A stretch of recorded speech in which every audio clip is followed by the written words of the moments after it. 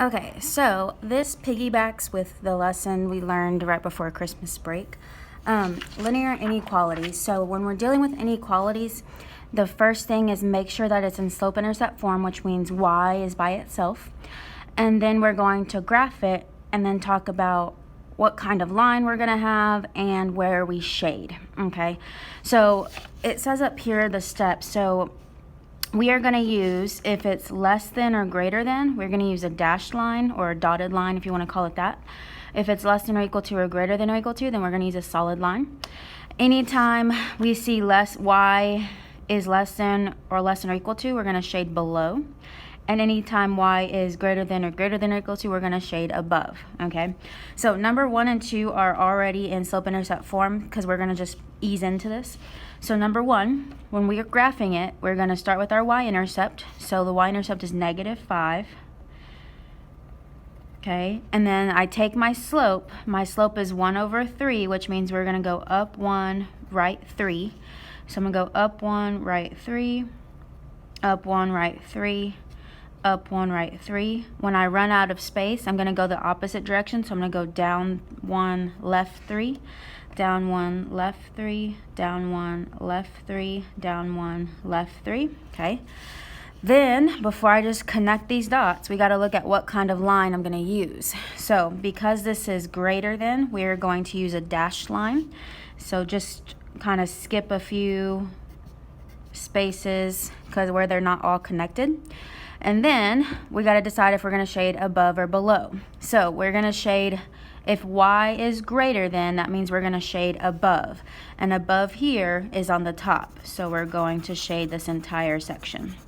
What this means is that any point in this shaded region is a solution to this inequality, okay? Any point on the line would not be a solution because it's a dashed line, which means not included. And anything below, any point below the line would not be a solution either, okay? Number 2, first we're going to start at our y-intercept of -1. This time my slope is -2, but in order to do rise over run, we're going to make it a fraction by putting it over 1.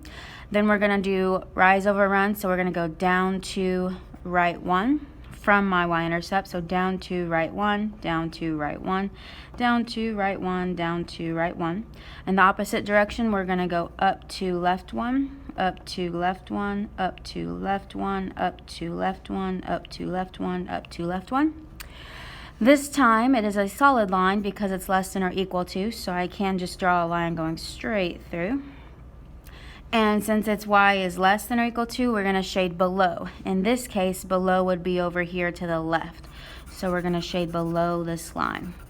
What this means is that any point in the shaded region is a solution to this inequality, and any point on the line is also a solution because it's a solid line, that means included, but any point in the non-shaded region would not be a solution, okay? We're going to take that same rule and apply it to standard form, so we have to convert it to slope-intercept. Just always remember, when we multiply or divide by a negative, you have to reverse the inequality symbol, okay? So let's just dive in. Number 3, to solve for y, we're going to subtract 5x. So -2y is greater than -5x plus 12. I'm going to divide everything by -2. As soon as I divided everything by -2, this symbol flips from greater than to less than.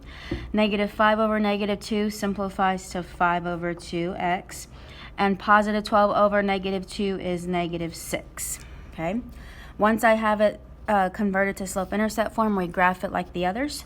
So we're going to start at a y-intercept of -6. My slope is 5 over 2, so we're going to go up 5, right 2. Up 5, right 2. Up 5, right 2. Opposite direction, I can't because it goes off the graph. This is greater or less than, so we are going to use a dashed line. So we're just going to kind of skip some spaces here. And then we want to shade below because it's less than. Below in this case, okay, is under, so we're going to shade here. That means any solution in the shaded region or any point in the shaded region is a solution. Anything on the line is not, because it's dashed, and anything in the non-shaded region is not also. Okay, number 4. So we're going to first convert, so we're going to subtract x. Negative 4y is less than negative x plus 8. I'm going to divide everything by negative 4. As soon as I divided everything by that negative, it flips from less than to greater than. Negative x over negative 4 is 1/4 x, and positive 8 over negative 4 is negative 2. I'm going to graph at my y-intercept, which is negative 2. And then my slope is 1/4, so we're going to go up 1, right 4. Up 1, right 4. In the opposite direction, we're going to go down 1, left 4. Down 1, left 4.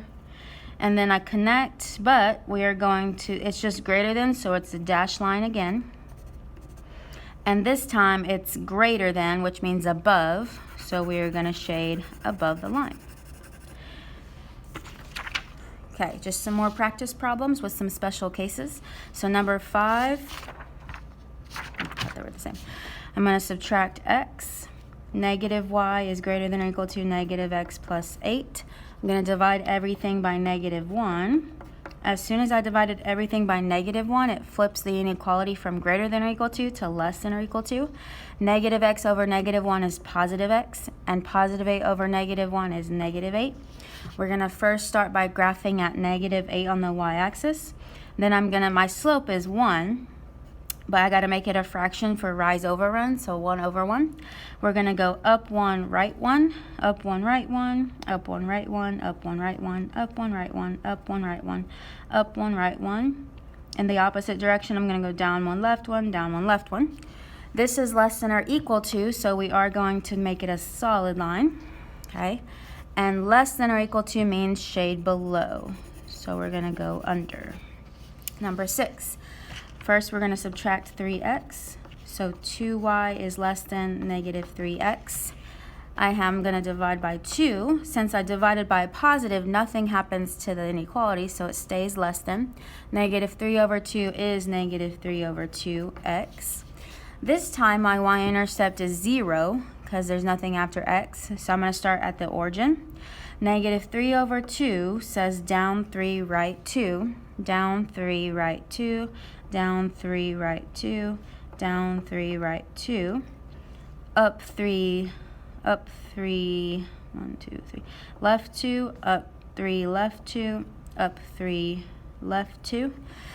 This is less than, so it is a dashed line, which means I'm just going to skip a few spots. And then below, because it's less than, means under, so we're going to go here. Okay. The last two are special cases. These are our horizontal and vertical lines, okay? So for this first one, what this means is I'm going to cross the y-axis at negative 4. So negative 4 on the y-axis is right here. It's going to be horizontal because it's crossing the y-axis. And it's a solid line because it is less than or equal to. Then I'm just going to shade below because it's less than or equal to, so that means under. On this side, where x is greater than, this means that it's going to cross the x-axis at positive 7, right here. It's going to be a vertical line because it has to go through the x-axis, and it's going to be a dashed line because its x is greater than 7. Then, when you're talking about above or below, we have to think about which way is greater than 7. Well, if I shade to the left, 6, 5, 4, 3, 2, 1 is not greater than 7. So I'm actually going to shade to the right. So above here would be to the right.